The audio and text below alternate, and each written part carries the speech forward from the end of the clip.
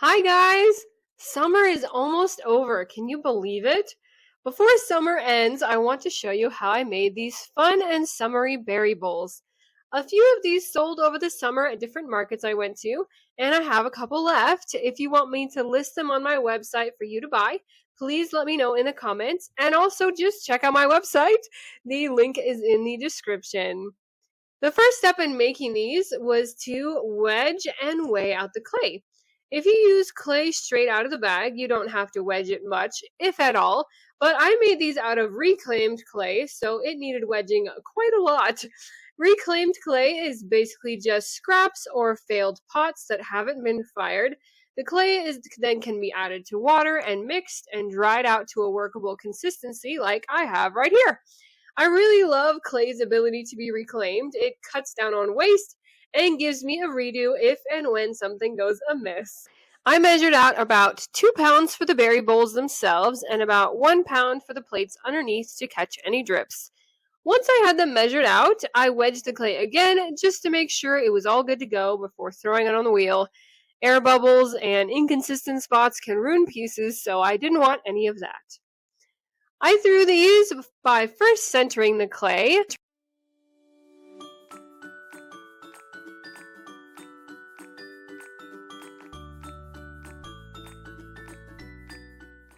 Then opening up the ball.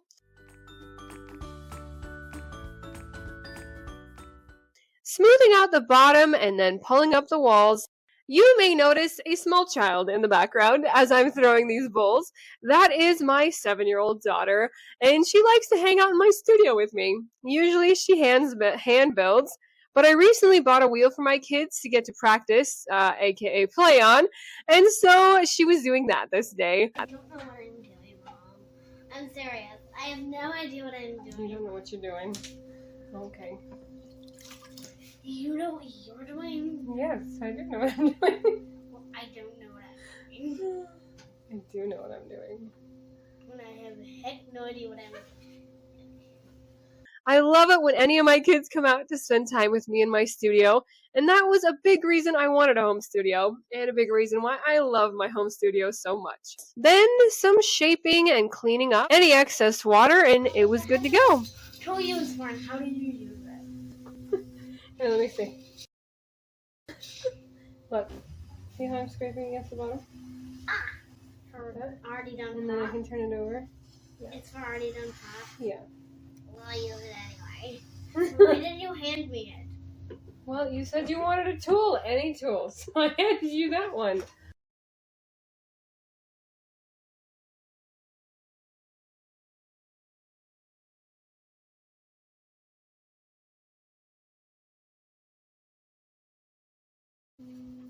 I've actually thrown better than this.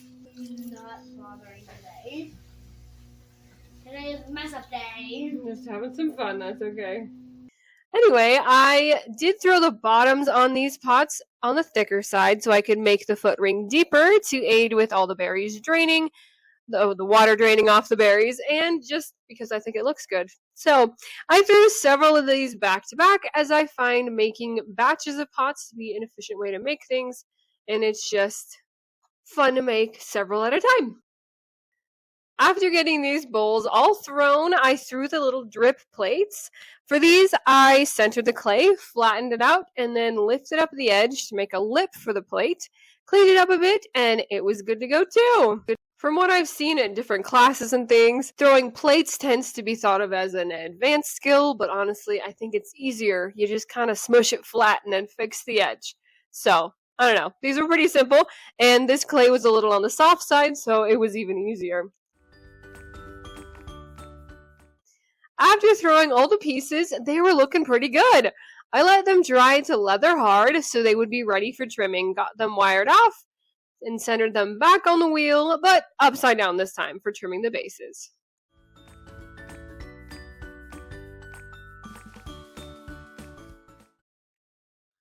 Throwing on the wheel is my very favorite part of the process. Carving, though, is a very close second, but I really enjoy trimming too. That's definite third for me.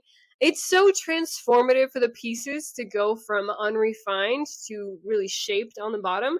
I love it. For these, I trimmed a deep foot ring as I threw the bases a bit on the thick side. I really rounded out the foot rings because that's how I liked it on these. That's why I do anything, because I felt like it. I experiment with different foot ring styles sometimes. It's just fun. I trimmed the plates as well, just with a simple foot ring on them to clean up the bottom and reduce the weight of them. Plus, then they match the bowls.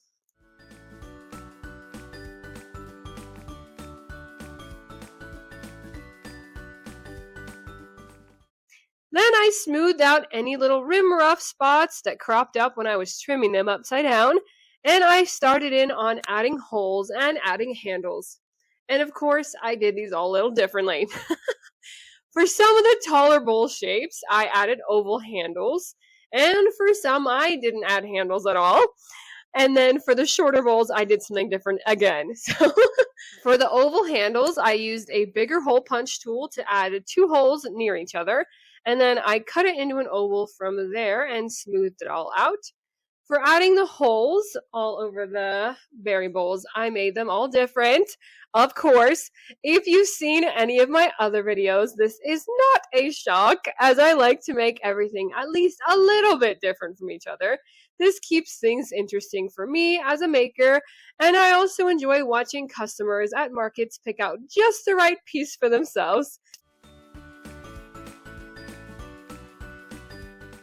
So for some of these berry bowls, I added holes in clusters on some, or in lines on others. Some of them have a more flowery shape, some of them just have them scattered throughout. Some hole placements were a bit more random, some were orderly. Whichever way I did the holes, I had to spend a fair amount of time on each bowl after making the holes to make sure there were no rough or sharp spots, to make sure everything was nice and smooth, and that is quite probably the most tedious part of this. It's kind of fun poking holes, not so fun smoothing out holes. That's okay.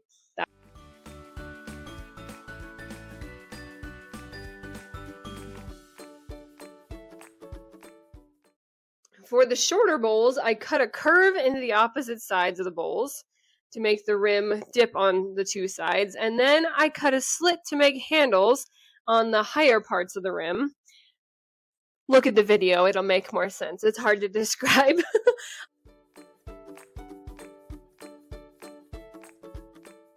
I also cut notches out of the foot ring on some of the bowls to add interest and to aid drainage. Now, why didn't I do that on all of them? Because it didn't happen, guys, okay? It didn't happen. For the holes on some of these, I used my drill. See, I'm switching up techniques halfway through. So I use my drill and a drill bit. I think this works better on slightly drier pots. Plus my drill is heavy, so I feel like I have better control with my little hand hole punches, and I did end up switching back to that. It did work with the drill, but it ended up being more cleanup, so I used mostly the hole punch. I have done the drill technique on some drier pots in the past that were too dry for me to comfortably use a hole punch tool, and that worked better. It was less cleanup then, so this technique is still very valid. It just apparently works better on slightly drier pots. And hey, now I know, which is why I try new things. I learn all sorts of stuff. Once they all had holes and were all cleaned up, I let them dry to bone dry. And this takes a variable amount of time, depending on multiple factors. I remember asking that in my first pottery class. Well, how long does that take? And they're like, it depends. And that's honestly the answer. Usually in the summer, it's not terribly long, like a week or so. I don't know. I don't tend to rush most of my pots, as moisture leads to explosions in the kiln. So I usually let them dry at least a couple weeks, and then I load them into my bisque kiln for their first firing. And thankfully, everything still looked good when I unloaded them a couple days later, when they were done firing and cooled back down. Then it was on to glazing, and I can't believe I'm gonna say this because I never say this, but I glazed them all the same. I know, crazy. But hear me out. The way I glazed these made the end results all different. And that's probably confusing when I just said I glazed them all the same. How'd they turn out different? So let's talk about glazed chips and it'll make more sense. Over here in the red sieve, I have glaze chips. Glaze chips are bits of dried glazes. And in this case, it's a bunch of different colors of glazes that I've used for past projects. So like little leftover bits kind of idea. How I usually get them is when I have a bottle of glaze that runs out, I just open the lid and let it dry out, and then I can squeeze the sides of the bottle and all the little flakes of glaze come off, and that's how I usually get the glaze chips. So then I take all the glaze chips and I put them together in the same container for projects like these. So they're a mix of different things, mostly blue because, I mostly use blue. All right, for this project, I only want the little bits of glaze, so I'm sifting out the bigger pieces for another day and just using the little desk-sized pieces of glaze. And yes, I am wearing a mask for this part, and if you do it, you should too. Silicosis is real. Definitely use a mask. Then I did something else I rarely do. I dipped these all in white glaze. I know, that's weird for me. I don't do a lot of neutrals, but it really works in this case. Just hang on, it'll work. I dipped the bowl's base first and dipped them all but about the top half inch or so. Then I set them aside so the glaze could soak in before wiping off the bases. Glaze melts in the kiln and will stick to everything and anything it's touching. So this is a very important step to protect both my pots and the kiln shelves. Then I added honey flux to the rim of each bowl. This is a runny glaze, so it's going to make the glaze chips run down all melty-like. The individual glaze chips all melt together and run down in a somewhat unpredictable ways. And between that and the fact that the glaze chips I'm using are several different colors, the end results of these pots will all be similar but unique. So that's how I can glaze them the same, but get different results. After adding the honey flux, I dipped the rim of the bowls in the glaze chips. I made sure the rim was thoroughly covered before letting the honey flux glaze dry. Then I repeated the same process for every bowl. They don't look that interesting at this point, but I promise it gets better. I am still in disbelief that it's September already. I'm seeing all these back to school pictures of my friends' kids, and they're excited to have their kids out of the house for hours a day. And, well, back to school just hits different as a homeschooling mom like me. Summer is a lot less work, and back to school means back to getting organized and back to teaching. And it can be a lot. So excuse me if I'm mourning summer just a little bit. I love my kids, I love being able to homeschool, and I also love having summers off. All of those can be true. We had a blast playing this summer, and I'm rather sad to see summer end. Honestly, though, with homeschool, the fun is all year round. So we've got some fun activities coming up this month, too. For the plates, I dipped them in the white glaze, and then I added a sprinkle of glaze chips to the middle of each plate on top of one layer of honey flux. Since this is a flat and not vertical surface, it ends up being more like polka dots and doesn't run down like it does on the bowls. I could have done the rims of the plates to match the bowls more, but since it was so runny and the plates are rather short, there was a high likelihood of it running and sticking to the kiln shelves. So I decided to go polka dot for the contrast. I really like the contrast between the bowls and plates, but they still look like they go together, so it all works out. All the plates and bowls went back into the kiln for their second and hotter firing.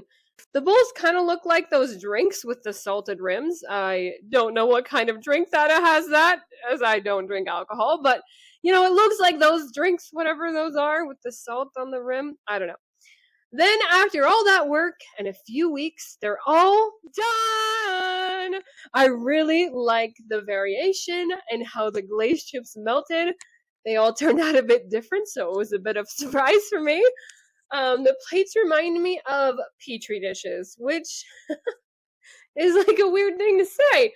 But that's, hazards of having a biology degree, I guess. That's where my brain goes. But you know what? I think Petri dishes are cool, so it's all good. The berry bowls have a lot of variation in how the glazed chips melted down. Some parts are really drippy and other parts drip down less. It really just adds some super fun to these bowls. I think these are a great success.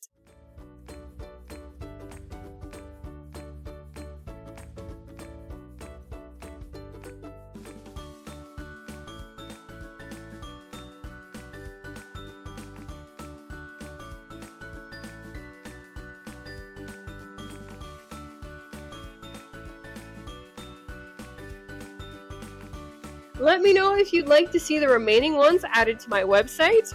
Be sure to check out my website, the link's in the description, and thank you for watching! Watch this video next.